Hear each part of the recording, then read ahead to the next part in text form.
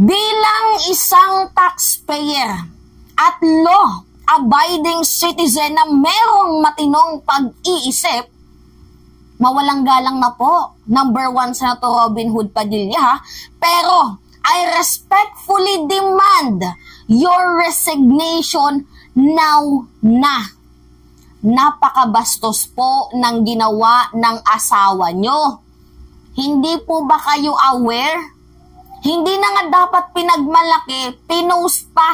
Ang malala pa dito guys, may video. So sa mga hindi po aware guys, nagpagluta drip itong si Madam, ang asawa ng number 1 senator natin. Grabe talaga tong couple na to, no? Nung nakaraang mga ilang buwan, sumilip yung ibon ni Robin sa live selling ni Mariel.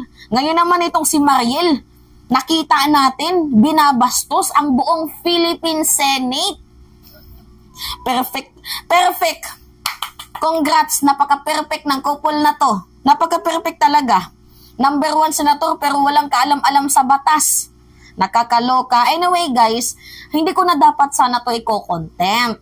Kasi nga, first time naranasan kong magpagluta drip.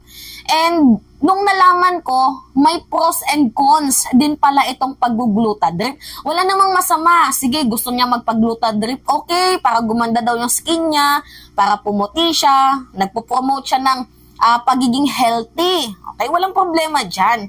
Kaso, ang problema dito, ginawa yung gluta drip session sa Philippine Senate. Nandoon pa mismo ang kanyang asawa. Hindi ka ba aware?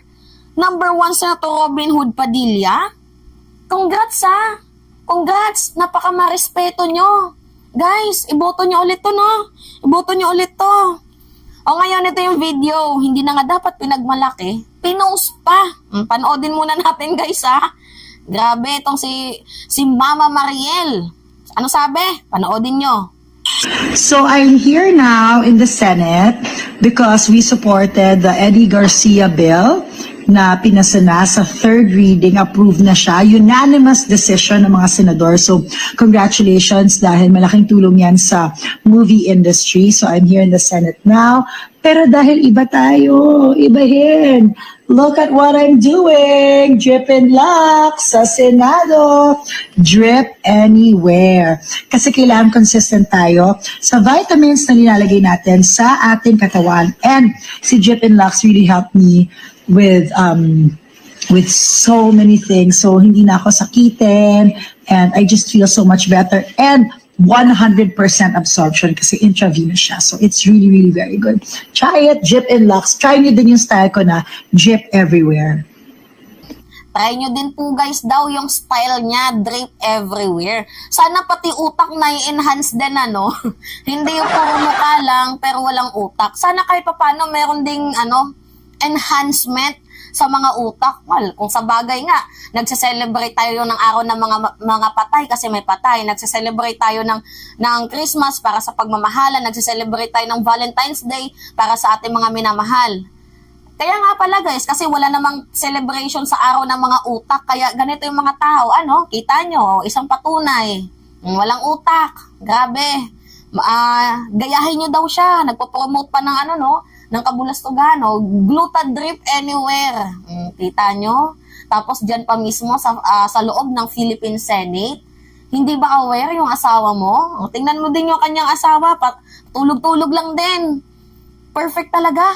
Match talaga. Napaka-amazing ng couple na to. Literal na, ewan ko ba dito? Minsan na nga lang maging matino. Hindi pa magawa. 'Di ba? Utak sana muna bago gluta, no? Utak muna bago gluta. So ngayon guys, meron akong ipapanood na video kasi 'di ba sinabi ni Mariel na gluta drip everywhere. So alam nyo ba guys na mayroong negative effect itong gluta drip? Ako guys, there's nothing wrong if magpagluta kayo, pero hindi po approve ng FDA ang gluta drip na yan. Hindi po approve ng FDA. Kaya nga guys, nung nagpa-gluta drip ako once, bigla akong nahilo.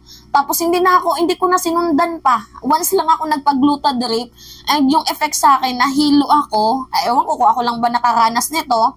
And then, nung na-research ko, ano nga ba yung IV, glutathione na yan, yung glutadrip na yan, nalaman ko na ito palang mga glutadrip na to ay hindi po pala sinasuggest ng FDA kasi hindi po sila FDA approved. Ito, panoodin nyo guys. Panoodin muna natin. Nagbabala ang Department of Health na iligal ang pag-aalok ng intravenous glutathione o IV gluta. Ayon kay DOH Secretary Ted Herbosa, hindi aprobado ng Food and Drug Administration ang paggamit ng IV gluta para sa pagpapaputi ng balat. Yan ay matapos maiulat na may namatay na 39 anyos na babae sa Quezon City dulot ng komplikasyon mula sa IV gluta. Nauna nang nagbabala ang FDA sa posibleng negatibong epekto ng pagtuturok ng gluta sa atay, bato at nervous system ng isang tao. So as babala sa ating mga kababayan, para hindi kayo mauwi sa ganito, sa morgue, dahil sa inyong pagpapaganda o pagpapabata, i-check po sa ating website yung listahan ng mga stem cell clinic na lisensyado. Pag wala po sila doon sa listahan ng ating licensed stem cell clinics, yan po ay illegal. Illegal. Diba? Nakakamatay po ang gluta kasi hindi po ito FDA approved. And meron din nga pong video guys na meron talagang namatay. Sa halip na pumuti, na heart attack at namatay ang isang babaeng nagpa-inject ng glutathione sa isang spa sa Maynila.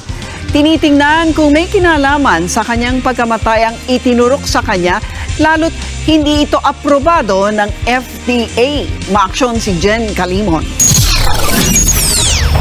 Sa spa na ito sa Sampaloc, Maynila, nagpunta ang 33 anyos sa Shirel GD Store para magpa-inject ng glutathione nitong Lunes ng hapon. Pero ilang minuto lang matapos siyang turukan, nawalan siya ng malay. Agad siyang isinugod sa UST Hospital pero namatay rin kinagabihan. Okay, diba? Kinig nyo naman. Sabi, promote pa ng glutadrip. Promote pa. Diba? See? Artista ka. Asawa pa ng #1 senator. Pero nagpo-promote. Hindi natin alam kung rehistrado ba tong kanyang pinopromote. Pero I don't think. Pero ang natin dito, ang concern natin dito, nag-glutadrip sa loob ng Philippine Senate. Bukod sa pambabastos, di ba, nag-aano ka pa, nag-uudyo ka pa sa mga tao na magpag-glutadrip kahit saan.